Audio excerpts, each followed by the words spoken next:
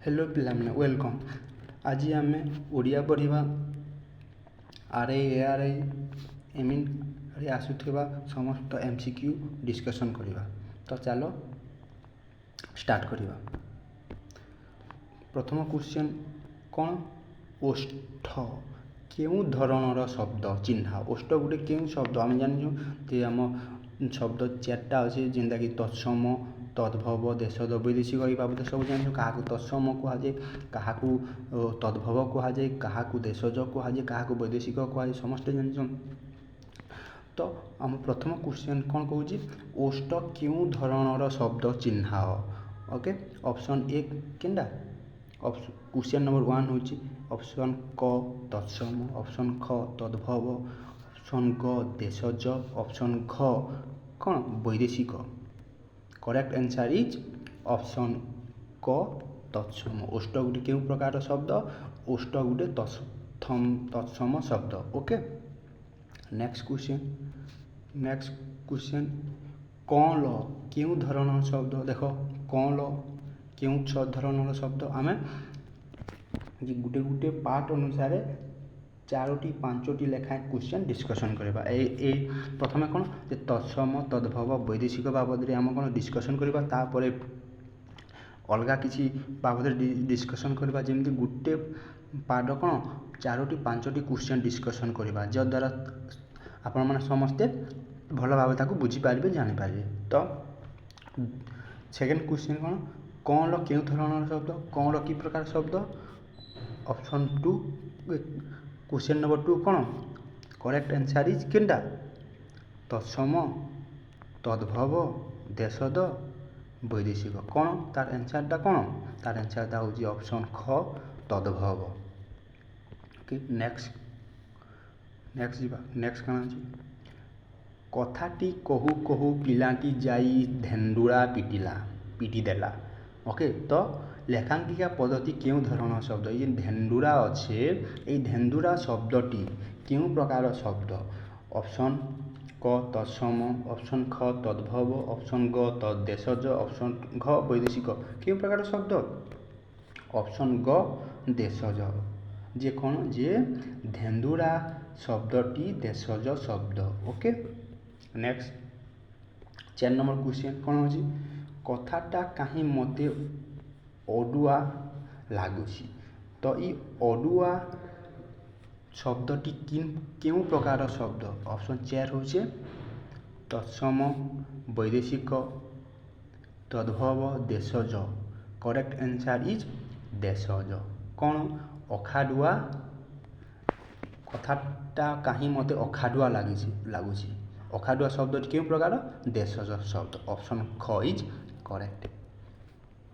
Question number 5 କ'ଣ କହୁଛି?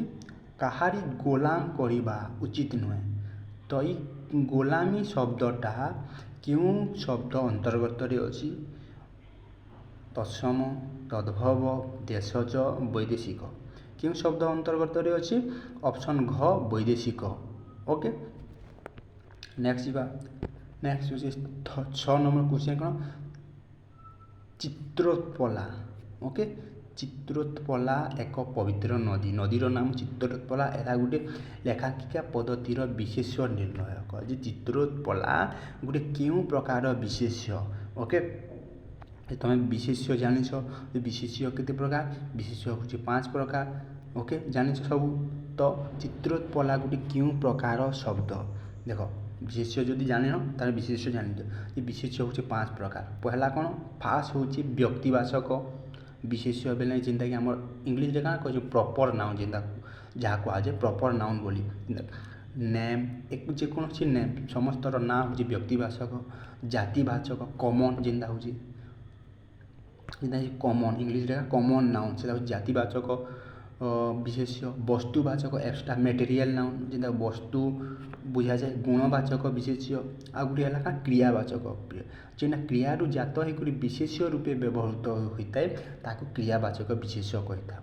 ତ 5 ପ୍ରକାର ବିଶେଷ୍ୟ ବୁଝିଲ। ତ ଆନ୍ସର୍ କହ।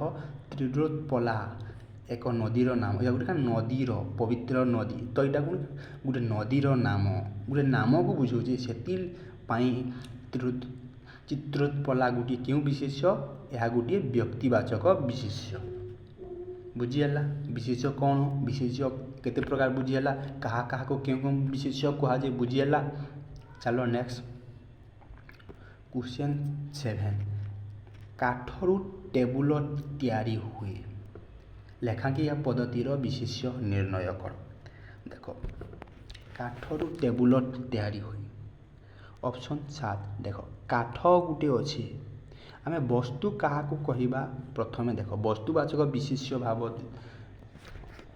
टे ध्यान देके शुण जे वस्तुवाचक विशेष्य आम ताकू कहवा जहाँ को आम खंड खंड करदे कि ताकू जमी कौन आम जमी सुना है ताको खंड खंड करदे कि जमी कौन पेपर है ताको खंड खंड करदेली तार कौन नाम परिवर्तन हुए ना ताहा हूँ वस्तुवाचक विशेष जे जहाँ को खंड खंड कि गुंड कि भांगीदेले तार नाम कौन परिवर्तन हुए ना माटी ताहार गोटे वस्तुवाचक विशेष्य ओके तो एठारे कौन कही आमको एठारे कही टेबुल टेबुल जदि काठ कही था तो कौन है काठ जिते जिते खंड खंड कले भी काठ ही हे किंतु एठारे कहला क्या टेबुल टेबुल गोटे क्यों शब्द व्यक्ति तो हुए ना गुण तो कौन सी नहीं तो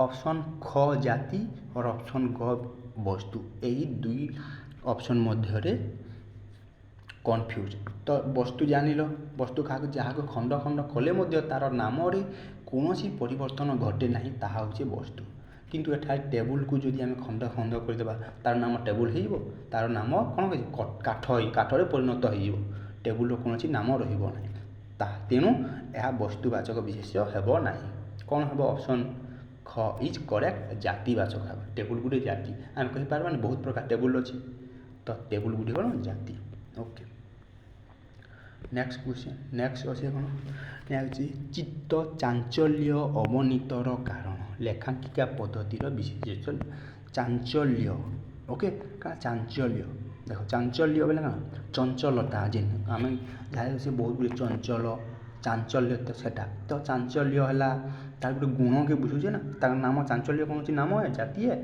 क्रिया नुहे चांचल्य कौन गोटे गुण है तो से लगी चांचल्य गोटे क्यों विशेष्य चांचल्य गोटे गुणवाचक विशेष्य ओके तो नेक्स्ट क्वेश्चन नंबर के 9 तांकर खिया पिसा सरी नहीं लेखांकिका पद्धतिर विशेष्यत्व निर्णय कर जे खिया पिया गोटे आमको अच्छे से खिया पिया क्यों प्रकार विशेष्य देख खिया पिया गोटे केनु आमर आसी खाइबारू पीबारू तो गोटे खाइबा पीबा गोटे कौन खाइबा आ गोटे कौन पीबा ए खाइबा पीबा दुईटी कौन यहाँ गोटे क्रिया खाइबा पीबा दुईटी कौन यह दुईटी क्रिया तो यही क्रियारू जात होइथिबारू यही खाइबा पीबा शब्दटी क्यों प्रकार विशेष्य हम यह गोटे क्रियावाचक विशेष्य हम बुझीगला यह गोटे क्यों प्रकार विशेष्य यह गोटे क्रियावाचक विशेष्य हम बुझीगला तेल तेल गोटे क्यों प्रकार विशेष्य तेल देख तेल तेल गोटे कौन नाम को बुझो नहीं तेल जदि आम कही था तेलर नाम केमती बुझे था आम सूर्यमुखी तेल कही था कि सोरिष तेल कोकोनट नड़िया तेल ताहा हूँ नामवाचक विशेष होता किंतु एठारे खाली तेल कहीदेला किंतु आम तेलर जाति भी कही पारिबानी तेलर कौन जाति ना तेल अपोजिट तार कमन कि जाति कही पारबा जाति कही पारबान तेल कि तेल गोटे कौन वस्तु है आम जिते अलग कले कि जिते जाना कले भी तेल गोटे मटेरियल ही हे तो तेल गोटे क्यों प्रकार विशेष्य तेल एक वस्तुवाचक विशेष्य बुझीगला देख विशेष्य बाबद कौन क्वेश्चन है माइंड समस्त क्वेश्चन जान जे विशेष्य आम 5 प्रकार क्यों विशेष्य कि पढ़े क्यों क्या क्यों विशेष्य कहवा क्लीयर जेकोसी डाउट थे मत कमेंट कर तार आंसर देदेवी ओके देख पिला मैंने जदि भल लगुए तो लाइक शेयर करेंगे और सब्सक्राइब करेंगे जद्वारा मु मोटिवेट अनेक वीडियो आपण बनइबी ओके चलो पिला मैंने जो नेक्स्ट क्वेश्चन नेक्स्ट क्या अच्छे असंपृक्त विशेष्य पद को बास हाँ असंपृक्त जेनता हूँ चारोटी ऑप्शन दिखाई से मध्य आमको अलग ऑप्शन टी बासिबा पड़ो ओके देख हिमालय कपिलास महेंद्र गंगा देख एठा कौन कपिलास गोटे कौन देख सॉरी ऑप्शन कौन हिमालय हिमालय गोटे क्या पर्वत कपिलास गोटे पर्वत कपिलास पर्वत महेंद्रगिरी जेनता हूँ कपिलास किंतु गंगा गोटे कौन एठारे अलग गंगा गोटे नदीर नाम ओके गंगा गोटे नदीर नाम से लगी ऑप्शन ग है करेक्ट कौन आंसर ग है गंगा इज करेक्ट गंगा हूँ अलग ओके नेक्स्ट अच्छे 12 हाँ क्या 12 देख लुहा कौन लुहा सुना काठ टेबुल तो एठारे तुम जानूथबो कौन तीन चारोटी मध्य डिफरेंट यानी कि अलग लुहा लुहा गोटे कौन वस्तु आम जिते ताहाकू कुंड कुंड जिते खंड खंड कले तार नाम कौन परिवर्तन हेब नहीं सुना ठीक से हीपरी तार नाम कौन परिवर्तन हेब नहीं काठ काठ को जिते खंड खंड कले तार नाम काठ ही हम किंतु आम ए पढ़ला कौन टेबुल टेबुल को जब आम खंड खंड करदे तार कौन काठरी परिणत हो तार टेबुल रहा टेबुल आम नाम रहा तेणु आम करेक्ट आंसर इज हूँ कौन ऑप्शन घ इज करेक्ट टेबुल टेबुल एक कौन कॉमन नाउन यानी कि जातिवाचक विशेष्य ओके क्वेश्चन विनय नम्रता साधुटा भंगा देख ऑप्शन क कहे क्या विनय विनय गुटे कौन गुण को बुझाऊे नम्रता गुटे कौन गुण को बुझे साधुटा गुटे गुण को बुझाऊे आम तीनोटी जाक कौन बुझाऊे गुण को बुझाऊँ तो आंसर ग हूँ कौन भंगा भंगा कौन गुण को बुझाऊे भंगा कौन भंगा गुण या कौन आमको भंगा कौन गुणर मीनिंग को बुझाऊ ना से करेक्ट आंसर हम कौन भंगा is correct okay right next question next कौन नेक्स्ट हूँ 14 कौन 14 कौन चाउल जंगल चीनी लुण यह भी समस्ते जानते चाउल गोटे वस्तु चीनी लुण सबू वस्तु कि जंगल गोटे वस्तु को बुझू ना तो जंगल ऑप्शन 14 नंबर क्वेश्चन आंसर हो ख जंगल इज करेक्ट जंगल कौन समस्त ठारू भिन्न 15 नंबर क्वेश्चन को जीवा 15 नंबर कौन कही भारत नारायण झरणा कटक झरणा कटक देख नारायण भारत कटक यह अलग किंतु हमको झरणा गोटे देख एठारे झरणा गोटे पोखरी नाम देछि भारत कटक या गोटे नाम को बुझाऊँ भारत सॉरी या गोटे नाम को बुझाऊँ नारायण भारत कटक किंतु गोटे झरणा गोटे पोखरी को बुझाऊँ से आंसर करेक्ट आंसर हम क्या ऑप्शन घ इज करेक्ट झरणा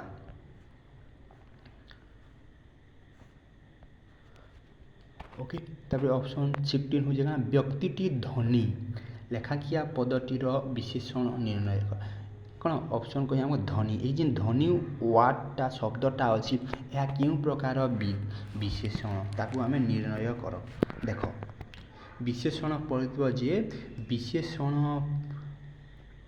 विशेष्य पदर पूर्वर सदा सबु बेले विशेषण आसे किंतु विशेष्य पदर जदि विशेष्य आसे कौन यहीटा गोटे नोट कर दियो पिला माने कि विशेष्य परे जो ବିଶେଷଣ ଆସେ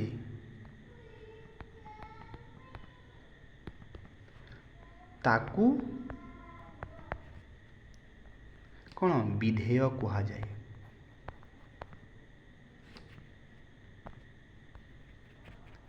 ଓକେ, ତାକୁ କ'ଣ ତାକୁ ବିଧେୟ କୁହାଯାଏ। ବୁଝିହେଲା ଯେ ଯେତେବେଳେ ବିଶେଷଣ ବିଶେଷ୍ୟ ପଦର ପରେ ବ୍ୟବହୃତ ହୋଇ ବିଶେଷ୍ୟ ପଦକୁ ବିଶେଷିତ କରିଥାଏ ତାକୁ କ'ଣ କୁହାଯାଏ? ବିଧେୟ କୁହାଯାଏ। ତ ଏଠାରେ କ'ଣ ବ୍ୟକ୍ତିଟି ବିଶେଷ୍ୟ ପଦର ପରେ ଧନୀ ବ୍ୟକ୍ତିଟି ଆସିଛି। ଧନୀ କ'ଣ ବିଶେଷଣ, ଏ ବ୍ୟକ୍ତି କିପରି ତାହା ବିଶେଷଣ କରୁଛି ଯେ ବ୍ୟକ୍ତି ଗୋଟିଏ ଧନୀ ବ୍ୟକ୍ତି, ଗରିବ ବ୍ୟକ୍ତି, ବ୍ୟକ୍ତି, ଦୟାଳୁ, ଯେକୌଣସି ବ୍ୟକ୍ତି କହିଲେ ଯଦି ବ୍ୟକ୍ତିକୁ ବିଶେଷିତ କରୁଛି କ'ଣ ଧନୀ ଶବ୍ଦଟା ବିଶେଷିତ କରୁଛି, ତେଣୁ ଧନୀ ଗୋଟେ ବିଶେଷଣ। ଆଉ ସେଟା କି ପ୍ରକାର ବିଶେଷଣ? ତାହା ହେଉଛି ବିଧେୟ ବିଶେଷଣ। କାରଣ ବିଶେଷ୍ୟ ଶବ୍ଦର ପରେ ବିଶେଷଣ ଥିବାରୁ ତାହା ହେଉଛି ବିଧେୟ ବିଶେଷଣ। ବୁଝିହେଲା? କ୍ଲିଅର? ଏବେ ଯିବା ନେକ୍ସଟ ଅଛି, ଦେଖ 18 ଅଧ୍ୟାୟ ଗୀତାର ଶେଷ ବା ଅଷ୍ଟାଦଶ ଅଧ୍ୟାୟଟିରେ ତାର ସାରମର୍ମ ନିହିତ ଅଛି। ଲେଖାଙ୍କିକା ପଦଦ୍ୱୟର ବିଶେଷଣ ନିର୍ଣ୍ଣୟ କର। ବୁଝିହେଲା? ଦେଖ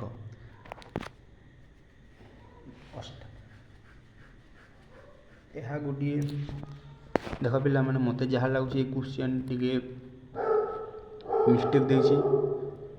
କାହିଁକି? ଦେଖ 18 ଆମେ ଜାଣିଛୁ 18 ଗୋଟେ କ'ଣ?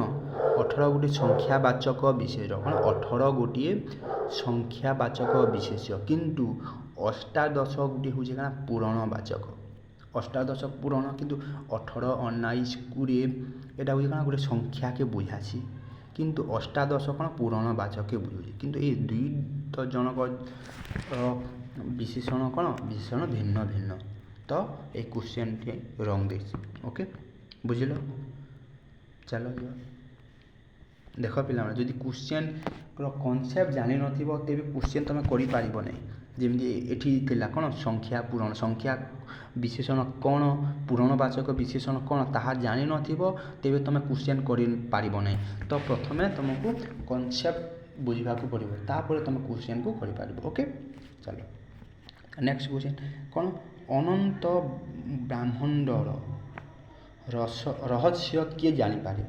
ଲେଖାଙ୍କିଆ ପଦରେ କି ବିଶେଷ୍ୟ ରହିଛି? ଓକେ, କି ବିଶେଷ୍ୟର? ଅନନ୍ତ ବ୍ରହ୍ମାଣ୍ଡର, ଏଇଟା ହେଉଛି ସଂଖ୍ୟା, କୌଣସି ସଂଖ୍ୟାର ଆମକୁ ବୁଝୁନି ଅବସ୍ଥା। ଅନନ୍ତ ବ୍ରହ୍ମାଣ୍ଡର ରହସ୍ୟ କୌଣସି ଅବସ୍ଥାକୁ ବୁଝୁନି, କିନ୍ତୁ ପୂରଣକୁ ବୁଝୁନି। ପୂରଣ ଆମେ କାହାକୁ କହିଥାଉ?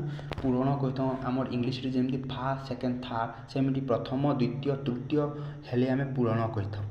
କିନ୍ତୁ ପରିମାଣ ହେଉଛି କ'ଣ? ପରିମାଣ କ୍ୱାଣ୍ଟିଟିକେ ବୁଝାଛି, ଏରିଆକେ ବୁଝାଇଥାଏ, ସେଟା ହେଉଛି ପରିମାଣ। ତ ଏଇଟା ଅନନ୍ତ ବ୍ରହ୍ମାଣ୍ଡ। ଅନନ୍ତ ବ୍ରହ୍ମାଣ୍ଡ ବି ଅନେକ, କ'ଣ ଅନେକ, ତା କ୍ୱାଣ୍ଟିଟି, ତା ପରିମାଣ ତାକୁ ବୁଝାଇଥାଏ। ସେଥିଲାଗି କରେକ୍ଟ ଆନ୍ସର୍ କ'ଣ ହେବ? ଅପସନ୍ ଘ ହେବ, ପରିମାଣବାଚକ ବିଶେଷଣ। ଓକେ, ନେକ୍ସଟ ଯିବା। ନେକ୍ସଟ କ'ଣ ଅଛି ଲେଖିବ? ଦେଖ ନେକ୍ସଟ କ'ଣ ଅଛି?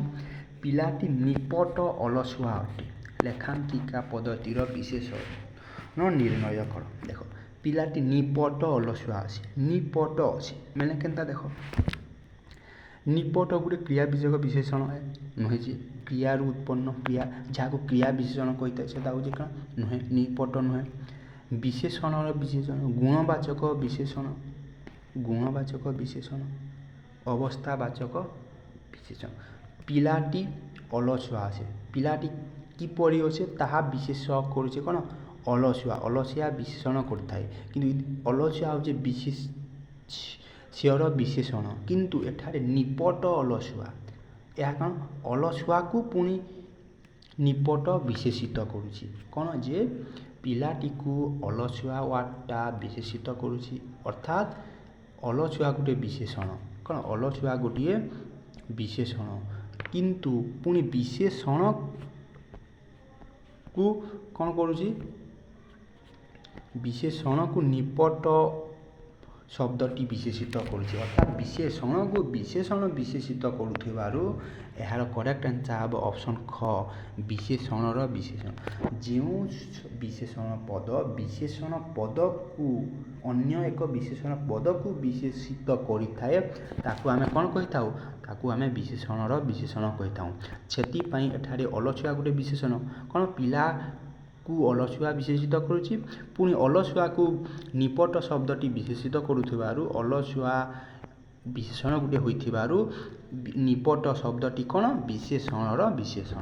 ଓକେ, ବୁଝିହେଲା? ଦେଖ ସମସ୍ତ କନସେପ୍ଟ କ୍ଲିଅର କରାଯାଉଛି ପିଲାମାନେ। ଓକେ, ଚାଲ ନେକ୍ସଟ ଯିବା। ନେକ୍ସଟ, ସେପରି ବାଲକ ଲେଖାଙ୍କିକା ପଦର ବିଶେଷଣ ନିର୍ଣ୍ଣୟ କର। ଲେଖାଙ୍କିକା ପଦର ସେପରି ବାଲକ। ଦେଖ ସେପରି ବାଲକ, ଦେଖ ପ୍ରଥମେ ୱାର୍ଡ଼ଟା କ'ଣ କହିଛି ଆମକୁ? ସେପରି। ସେପରି ଗୋଟେ ଦେଖ, ସେପରି କ୍ରିୟାର କୌଣସି ଆବଶ୍ୟକତା ନାହିଁ। କ୍ରିୟା ବାଲକ ଏ ସେଣ୍ଟେନ୍ସରେ ହିଁ କ୍ରିୟା ନାହିଁ, ତ କ୍ରିୟାର କ'ଣ ଆବଶ୍ୟକ? ଅପସନ୍ ଦୁଇଟା ଭିତରେ ମଧ୍ୟରୁ କନଫ୍ୟୁଜ୍। ଦେଖ ପିଲାମାନେ ଏଠାରେ ବୁଝ ଭଲ ଭାବରେ ଯେ ସର୍ବନାମିକ ବିଶେଷଣ କହିଲେ କ'ଣ ଆଉ ସର୍ବନାମର ବିଶେଷଣ କହିଲେ କ'ଣ। ଓକେ, ଯେ ସର୍ବନାମିକ ବିଶେଷଣ କହିଲେ କ'ଣ ବୁଝ? ଯେ ଯେଉଁ ବିଶେଷଣ ପଦକୁ ସର୍ବନାମ ପଦ ନିର୍ଦ୍ଦେଶ ଦେଇଥାଏ। କ'ଣ ଦେଇଥାଏ? ନିର୍ଦ୍ଦେଶ ଦେଇଥାଏ, ତାହାକୁ ସର୍ବନାମିକ ବିଶେଷଣ କୁହାଯାଏ।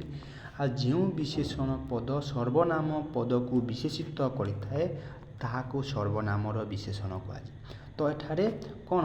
ଏଠାରେ ହେଉଛି ବାଲକ। ବାଲକ ଶବ୍ଦକୁ କ'ଣ କରୁଛି? ସେପରି ଶବ୍ଦଟି ନିର୍ଦ୍ଦେଶ ଦେଉଛି କି ସେ କହୁଛି କ'ଣ? ସେପରି ବାଲକ କେଉଁପରି? ସେପରି ଅର୍ଥାତ୍ ସେ ଖରାପ ବାଲକ, ସେ ଭଲ ବାଲକ ହୋଇଥିବ କିମ୍ବା ସେପରି ଗୋଟେ ସର୍ବନାମିକ ବିଶେଷଣ। ତେଣୁ ହେଲା କାରଣ ଏହା ଗୋଟେ ହେଲା ସର୍ବନାମ ହୋଇଥିବାରୁ ଏବଂ ସେ ନିର୍ଦ୍ଦେଶ ଦେଉଥିବାରୁ ବିଶେଷ ପଦକୁ ସେପରି ଶବ୍ଦଟି କେଉଁ ପ୍ରକାର ବିଶେଷଣ? ସର୍ବନାମିକ ବିଶେଷଣ। ବୁଝିହେଲା? କ୍ଲିଅର? ଚାଲ ନେକ୍ସଟ ଯିବା। ନେକ୍ସଟ କ'ଣ ଅଛି? ପୌତ୍ରର ସ୍ତ୍ରୀଲିଙ୍ଗ ତିଆର ଚିହ୍ନାଅ। ପୌତ୍ରର ସ୍ତ୍ରୀଲିଙ୍ଗ ଚିହ୍ନାଅ। ପୌତ୍ର, ପୌତ୍ରୀ ତ ହେବା କିନ୍ତୁ ହର୍ଷେଇ ହେବ ନାହିଁ। ପୌତ୍ରାର କୌଣସି ସ୍ତ୍ରୀଲିଙ୍ଗ ଉଚ୍ଚାରଣ ନାହିଁ। ପୈତ୍ର ଏଥିରେ କିନ୍ତୁ ଅପସନ୍ ଏ କ'ଣ? ପୈତ୍ରୀ। ଦେଖ ଏ ଅର୍ ଖ କ ଏବଂ ଖ ମଧ୍ୟରେ ଦୁଇଟା ଅଛି କିନ୍ତୁ ପୌତ୍ରର ସ୍ତ୍ରୀଲିଙ୍ଗ ପୈତ୍ରୀ ହେବ। କିନ୍ତୁ ପୈତ୍ରୀ କ'ଣ? ଆମ ଶୁଦ୍ଧ ଅଶୁଦ୍ଧରୁ ଗୋଟିଏ କ୍ୱେଶ୍ଚନ୍ ଏମିତି ଆସିଛି, ଶୁଦ୍ଧ ଅଶୁଦ୍ଧ ଚିହ୍ନାଅ ବୋଲେ ସେମିତି ଚିହ୍ନା। ଏଠାରେ ଯେମିତି କ'ଣ?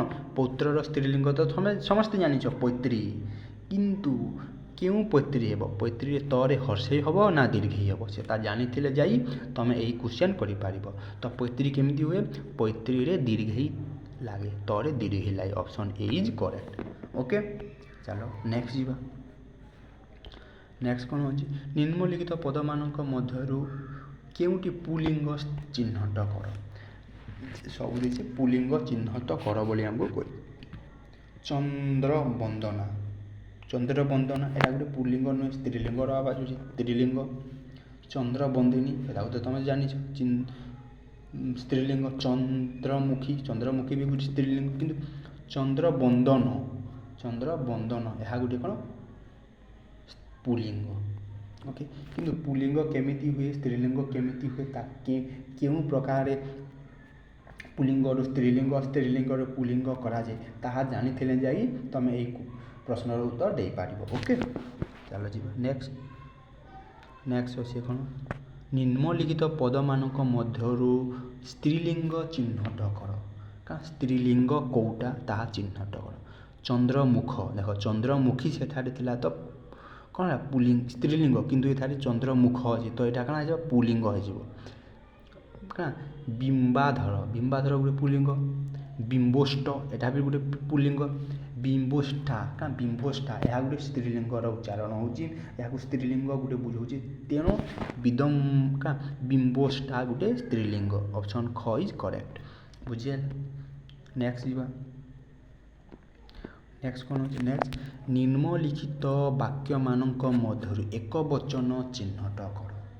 ଆମକୁ देख 4टी सेंटेंस देछि वाक्य देछि सेही मध्यरु हमकु एक वचनर चिन्हटा कर कुकुर अत्यंत प्रभुभक्त देख कुकुर गोटे अत्यंत प्रभुभक्त एठारे ऐसा ऑप्शन ख हो पारे कहीं कुकुर अत्यंत कुकुर गोटे कुकुर को बुझे तो एक वचन हो पारे देख अधिकांश लोक एक वचन तो नुहे दुई अधिक अधिकांश लोक में दुई अधिक यह हो पार ना अनेक बंधु देख अनेक बंधु बहुत गुड़ाए तो यह हो पारे छात्रगण छात्र जदि होता तो एक वचन होता कि छात्रगण अर्थ कौन दुई अधिक तो यह भी एक वचन हो पारे ऑप्शन ख इज करेक्ट कौन क इज करेक्ट कुकुर अत्यंत प्रभुभक्त ओके बुझेल एटा इजी क्वेश्चन थिला नेक्स्ट कौन देख नेक्स्ट गोटे अच्छे कौन अशुद्धि वाक्य को चिन्हट कर जेना अशुद्धि वाक्य अधिकांश लोकंकर खाइबाकू नाही अधिकांश लोकंकर अधिक देख एठारे अशुद्धि तो जानी अशुद्धि वाक्य को निर्णय कर ओके अशुद्धि वाक्य को निर्णय कर यानी कि शुद्ध वाक्य समस्त किंतु अशुद्ध कौटा ताहा निर्णय कर अधिकांश लोकंकर खाइबाकू नाही ओके बहुत कलम एठारे अछि ओके अनेक लोक सभारे उपस्थित अछंती यह भी ठीक अनेक लोक माने देख अनेक लोक तो अनेक लोकर अर्थ होछि बहुत लोक किंतु किंबा लोक मानेर अर्थ होछि बहुत लोक किंतु अनेक लोक आसीबा कोन दरकार पुनी माने देबा कोन दरकार जहा देबा गोटी तो सेति पई ऑप्शन घ इज अशुद्ध शब्द ओके बुझियल अशुद्ध वाक्य कोटा ऑप्शन घ इज करेक्ट अशुद्ध वाक्य बाकी जेते अछि समस्त कोन शुद्ध वाक्य क्वेश्चन 26 देखना पिला माने गप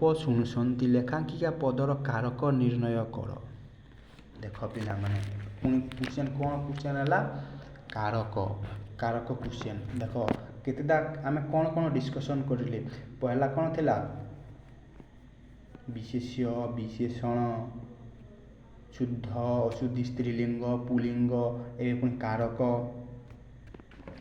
ओके समस्त पार्ट डिवाइडेड अनुसार आसीसी ओके चलो जी पिला माने गप शुणुसंती लेखांकित पदर कारक क्यों जे गप गुटे क्यों शब्द देख कर्ता तो नुहे समस्ते जानी करण नुहे करण का द्वारा कहा गुटे जनक साहाय्य किसी गुटे हुए ताहा करण कारक अपादान कारण कौन जे अपादान गोटे वस्तु ठार किंबा गोटे जिनिस किंबा गोटे जगार गोटे थिरु जेकोसी जिनिस कि जेकोसी जगार जहाँ पृथक हुए जो जगार पृथक हुए से जगह को अपादान कहुए अपादान क्या बुझती षष्ठी विभक्ति हुए तो एठारे गप बाकी कौन आम ऑप्शन ख इज गप कर्म को एठारे मुख्य दिखाई गप पिला माने शुणुंट कौन शुणुंट ऑब्जेक्टिव आम इंग्लीश कह ऑब्जेक्टिव ताहा ऑब्जेक्टिव आम के किपर आइडेंटिफाई करूँ हु और व्हाट कौन एवं क्या किंतु एठारे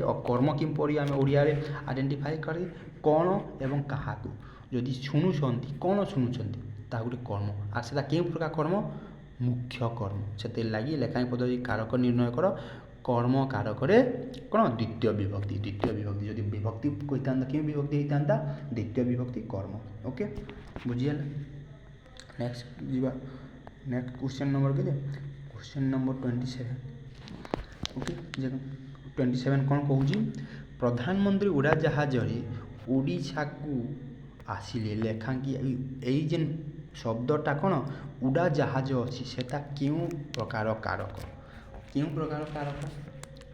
प्रकार कारक देख कर्ता तो नुहे जे उड़ाजाहाज गोटे कर्ता कौन से निजे करुच्ची ता कर्ता हेनी कर्म से कर्म कौन कौन आसिले क्या आसिले आम कौन सी उत्तर मिलूना कौन कि क्या उत्तर आसुनी से कर्म हम नहीं अपादान अपादान कौन जे रु रे रु ठारू कि जेकोसी जगार किसी गोटे पृथक हेले एटारे किसी अलग हेबार जना जाऊनी तो अपादान हेनी करण बाकी रहा कौन करण हम करण जे किसी साहाय्य प्रधानमंत्री उड़ाजाहाज द्वारा उड़ाजाहाज साहाय्य ओडिशा को आसिले से उड़ाजाहाज जे कौन है उड़ाजाहाज गोटे करण करण क्यों विभक्ति हुए पिला माने करणरे तृतीय विभक्ति हुए कारक विभक्ति सब जानिथिबा कथा करण काहाको कुहा जे कर्म कर्ता किपरि चिन्हिब ताहा सब जानिथिबा कथा ताहा जानिथिले जाई तमे माने एई क्वेश्चन एपरि क्वेश्चन समस्त प्रश्न उत्तर दे पारिबो। ओके चलो जिबा नेक्स्ट क्वेश्चन।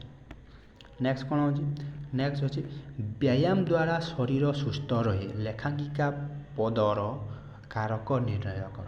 देख रेखांकिका जेन वार्ड शब्द अच्छी कौन व्यायाम द्वारा देख मुझे रे द्वारा मानक द्वारा यहाँ तृतीय विभक्ति आसेटा कौन द्वारा किसी गोटे साहाय्य व्यायाम द्वारा शरीर सुस्थ हो द्वारा कि व्यायाम साहाय्य ना व्यायाम आम करवा द्वारा व्यायाम पाई आम शरीर सुस्थ हो जी कारण कौन कारण हूँ करण व्यायाम न करवा आम शरीर सुस्थ हेनी कारण व्यायाम ही मुख्य कारण जेनता जहाँ होता है ताहा हूँ करण यानी अर्थात व्यायाम द्वारा शरीर होथुबारु व्यायाम गुटे करण कारक व्यायाम गुटे क्यों कारक व्यायाम द्वारा होथुबारु द्वारा लागिथिबारु करण कारक। ओके बुझीगला करण कारक क्यों विभक्ति तृतीय विभक्ति। क्वेश्चन नंबर 29 कौन कहूँ महुमासी फूलरू महू संग्रह कला लेखा कि आप क्यों कारण फूलरू देख मु कहूली कौन मु कौन कहूली कि जदि किसी जगारू यानी कि रू ठारू मानक ठारू किसी जगारू किसी जिनिसरू किसी पक्षी हो कि मनुष्य जेकोसी जगार जेकोसी रू जदि किसी गोटे अलगा हुए किसी गोटे अणा जाए किसी गोटे बाहर करा जाए किसी गोटे निया जाए सही जगह को आम कहवा कौन अपादान कारक ये फूलरू महू क्यों फूलरू महू अलग हुए तो फूलरू जो महू कौन से टणा जाए यानी कि अणा जाए फूलरू अणा जाए से लगी से फूल हो जो ठारू अणा जाए ताहा हूँ अपादान से ऑप्शन कौन घ इज करेक्ट अपादान कारक बुझीगला कौन अपादान कारक इज करेक्ट। ओके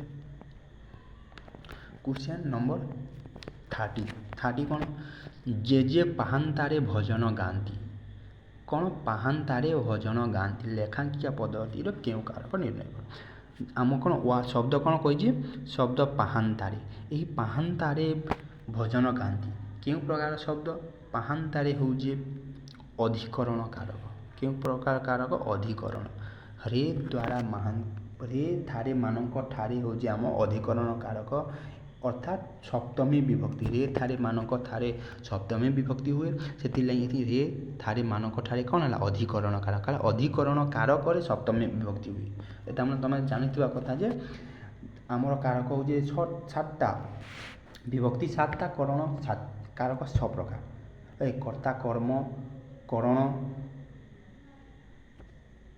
अपादान अधिकरण दान यहाँ हूँ ओके से अधिकरण सप्तम कार विभक्ति होता है तो रे द्वारा सप्तमी विभक्ति अधिकरण कारक यहाँ कौन भी पाहांतारे यह समय कालानुधिकरण काल अनुसार काल को बुझाए समय को बुझे था अधिकरण जो वर्गीकरण करा 3 प्रकार समयानुकरण कालकरण तापर स्थिति स्थान को बुझाई थाए पृथकीकरण से यह कौन पाहांतारे हूँ स्थान काल को बुझाई थे समय को बुझाई थे से कालाधिकरण अर्थात पाहांतारे क्यों कारक अधिकरण कारक बुझीगला।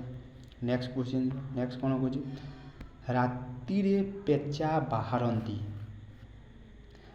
पेचा राति कौन राति देख रे द्वारा मानक द्वारा एवं कही राति रे पेचा बाहरती तो रे थारे मानक ठारे तृतीय विभक्ति मध्य हुए किंतु रे थारे मानक ठारे केते बेले तृतीय विभक्ति हेबो जेते बेले तार साहाय्य किसी गोटे होता द्वारा जेनता कि कलम रे लिखुची तो कलम साहाय्य लिखुची कलम द्वारा लिखुची मु मोबाइल फोन रे गीत शुणुची मोबाइल फोन साहाय्य कि मोबाइल फोन द्वारा गीत शुणुची तो सेठारे फोन रे जिते कम ताहा हम तृतीय विभक्ति किंतु ये राति रे पेचा बाहरती राति द्वारा पेचा बाहरती कि राति साहाय्य पेचा बाहरती ना राति रे पेचा बाहरती से लगी तृतीय सप्तमी विभक्ति आ सप्तमी विभक्तिर कर्ता करण कर्मर कौन आवश्यकता नहीं अधिकरण कारक सप्तमी विभक्ति हुए। ओके बुझीगला नेक्स्ट जा क्वेश्चन नंबर 32 କ'ଣ କହୁଛି ନବୀନକୁ ଛେନା ଭଲ ଲାଗେ ନାହିଁ ଲେଖାଙ୍କିକା ପଦ୍ଧତିର ବିଭକ୍ତି ନିର୍ଣ୍ଣୟ କର। ଦେଖ ପୁଣି କ'ଣ ହେଲା ପୁଣି ବିଭକ୍ତି ଚାଲି ଆସିଲା। ଦେଖ ପିଲାମାନେ ଆମେ ଗୋଟେ ଭିଡ଼ିଓରେ ଅନେକ ଟପିକ୍ କନସେପ୍ଟ ଭାଇ କ୍ଲିୟର କରିସାରିଲାଣି। ଓକେ ତ କ'ଣ କହୁଛି ନବୀନକୁ ଛେନା ଭଲ ଲାଗେ ନାହିଁ ନବୀନକୁ କେଉଁ ପ୍ରକାର କ'ଣ ବିଭକ୍ତି ନିର୍ଣ୍ଣୟ କର। କେଉଁ ବିଭକ୍ତି ନବୀନକୁ କେଉଁ ବିଭକ୍ତି ଦେଖ ଆମ ଜାଣିଥିବ ତମେ ପ୍ରଥମଟି ଟାଏ ଦ୍ୱିତୀୟ ବିଭକ୍ତି କୁ ମାନଙ୍କୁ ରେ ଦ୍ୱାରା ମାନଙ୍କ ଦ୍ୱାରା ରୁ ଠାରୁ ମାନଙ୍କ ଠାରୁ ସବୁ ଦ୍ୱିତୀୟ ବିଭକ୍ତି ପଞ୍ଚମୀ ବିଭକ୍ତି ଷଷ୍ଠୀ ବିଭକ୍ତି ଏଟା ତ ହେବ ନାହିଁ। ନବୀନକୁ ଛେନା ଭଲ ଲାଗେ ନାହିଁ ତ କୁ ମାନଙ୍କୁ ଚତୁର୍ଥୀ ବିଭକ୍ତି ମଧ୍ୟ ହୁଏ ଦ୍ୱିତୀୟ ବିଭକ୍ତି ବି ମଧ୍ୟ ହୁଏ କିନ୍ତୁ ତୁମକୁ ଆଇଡେଣ୍ଟିଫାଏ କରିବାକୁ ହେଲେ ଚତୁର୍ଥୀ ବିଭକ୍ତିର ସମସ୍ତ କମ୍ ଅଛି ଯେଉଁ 5ଟି 6ଟି ରୁଲ୍ ଅଛି ସେହି ରୁଲ୍କୁ ମୁଖସ୍ଥ କରିବାକୁ ପଡ଼ିବ ଯଦ୍ୱାରା ତୁମକୁ ଦ୍ୱିତୀୟ ବିଭକ୍ତି ମଧ୍ୟ ଆଇଡେଣ୍ଟିଫାଏ କରିବାକୁ ପଡ଼ିବ ଆଇଡେଣ୍ଟିଫାଏ କରିବା ପାଇଁ ସୁବିଧା ହେବ। ତୁମେ ଦ୍ୱିତୀୟ ବିଭକ୍ତି ନ ପଢ଼େ ମଧ୍ୟ କୁ ଦେଖିବ କୁ ଦ୍ୱିତୀୟ ଚତୁର୍ଥୀ ବିଭକ୍ତି ଜାଣିବ ତ ଚତୁର୍ଥୀ ବିଭକ୍ତି ଯଦି ହେବ ନାହିଁ ତାହା କ'ଣ ହେବ ତାହା ହେବ ଦ୍ୱିତୀୟ ବିଭକ୍ତି। ତ ଚତୁର୍ଥୀ ବିଭକ୍ତି କମ୍ ରୁଲ୍ ଅଛି ସେହି ରୁଲ୍କୁ ମୁଖସ୍ଥ କରିବା ଦ୍ୱାରା ତୁମେ ଜାଣିପାରିବ। ତ ଏଠାରେ କ'ଣ କହିଛି ନବୀନକୁ ତ ନବୀନକୁ ପଞ୍ଚମ ଷଷ୍ଠୀ ହେବ ନାହିଁ ତୁମେ ଜାଣିଲ କ'ଣ ହେବ ଚତୁର୍ଥୀ କିମ୍ବା ଦ୍ୱିତୀୟ କିନ୍ତୁ ତୁମେ ଜାଣିଥିବ ଯେ ଯେତେବେଳେ ପସନ୍ଦ ନିଜ ଚଏସ୍ ନିଜ ଇଚ୍ଛା ଅନୁସାରେ ନିଜ ପସନ୍ଦ ଅନୁସାରେ କିଛି ଗୋଟେ ହୋଇଥାଏ ତାହା ହେଉଛି ନିଜ ପସନ୍ଦକୁ ବୁଝାଇଲେ ତାହା ହେଉଛି ତୃତୀୟ ବିଭକ୍ତିକୁ ବୁଝାଇଥାଏ। ତ ଦ୍ୱିତୀୟ ବିଭକ୍ତି ହେବ ନାହିଁ ଅପସନ୍ କହି ଚତୁର୍ଥୀ ବିଭକ୍ତି ହେବ ତାହା ତୁମେ ଜାଣିଥିବା କଥା। ଓକେ ଚାଲ ପିଲା ଏବେ ଯିବା 33 କ୍ୱେଶ୍ଚନ୍ ନମ୍ବର। ଓକେ 33 କ'ଣ କହୁଛି ଠାବେ ଠାବେ ଉତ୍ସବ ଲାଗିଛି ଠାବେ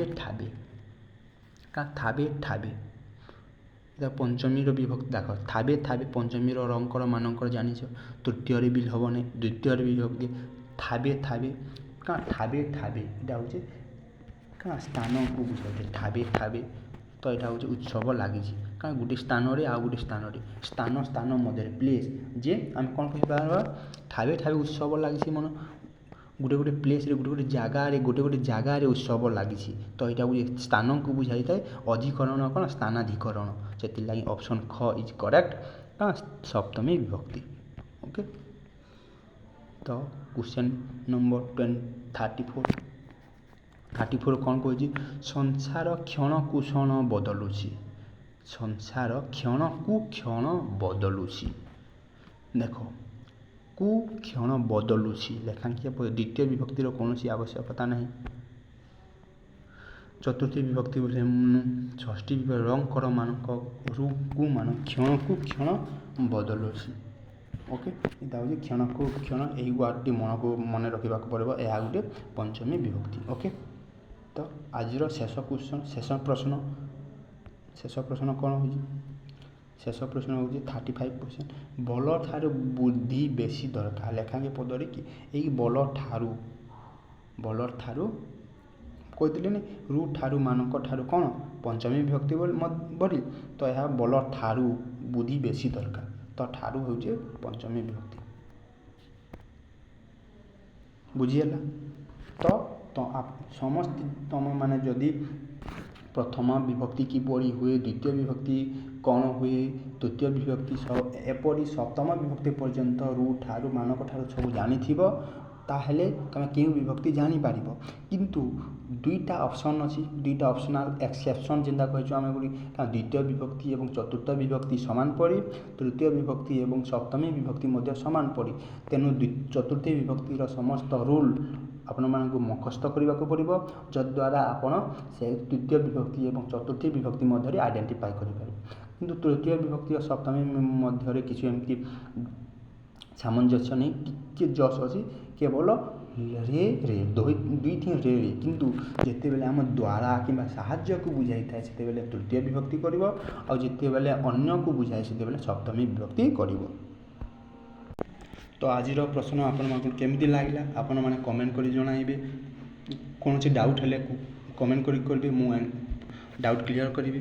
ଲାଇକ୍ କରିବେ, ସେୟାର କରିବେ, ସବସ୍କ୍ରାଇବ୍ କରିବାକୁ ଜମାରୁ ଭୁଲିବେ ନାହିଁ, ଯଦ୍ୱାରା ଆପଣମାନଙ୍କୁ ପ୍ରଥମ ଏହି ନୂଆ ଭିଡ଼ିଓର ନୋଟିଫିକେସନ୍ ଯାଇପାରିବ ଏବଂ ଆପଣମାନେ ବହୁତ କମ୍ ସମୟ ମଧ୍ୟରେ ଇଜିଲି क्वेश्चन प्रैक्टिस करि पारबे। आरए एआरएम फुल प्रैक्टिस करि पारबे। आपण कौनसी आवश्यकता पड़िबो नै अन्य को वीडियो देखिबा को पड़े। एही वीडियो आपण माने फॉलो करंतु 99% सक्सेस। ओके, थैंक यू, धन्यवाद।